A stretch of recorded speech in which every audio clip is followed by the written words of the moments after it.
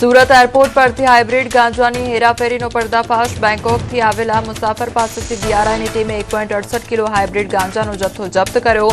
બાતમીના આધારે તપાસ કરતા 24 વેક્યુમ પેક્ડ પારદર્શક પોલિથીન પેકેટ્સ મળી આવ્યા। એફએસએલની ટીમે તપાસ કરતા પેકેટમાં લીલા રંગનો પદાર્થ કેનાબિસ હોવાની મળી સાબિતી અને પ્રતિબંધિત ગાંજો લઈને આવનાર મુસાફરની શરૂ કરાઈ પૂછપરછ। ગુજરાતના ડ્રગ સપ્લાયર માટે બેંકોકથી ગાંજો લાવતો હોવાનો મુસાફરે કર્યો સ્વીકાર। સુરત એસઓજીએ પકડેલા 13 લાખની કિંમતના હાઇબ્રિડ ગાંજા કેસમાં ટેક્સટાઇલ વેપારીના પુત્રની ધરપકડ। રિષભ નવરત્નમલ મહેલોતની અડાજણ પોલીસે કરી ધરપકડ। રિષભ હાઇબ્રિડ ગાંજાનો મુખ્ય સપ્લાયર હોવાનો ખુલાસો। આરોપી થાઇલેન્ડથી કુરિયર મારફતે મંગાવતો હતો હાઇબ્રિડ ગાંજો। બજારમાંથી ઘી લેતા પહેલા સાવધાન। પાલનપુરમાંથી ફરીવાર લાખોનું શંકાસ્પદ ઘી ઝડપાયું। ચંડીસર જીઆઈડીસીમાં ફૂડ એન્ડ ડ્રગ્સ વિભાગની રેડ। અધિકારીઓ ફેક્ટરી પર પહોંચતા જ માલિક ફરાર।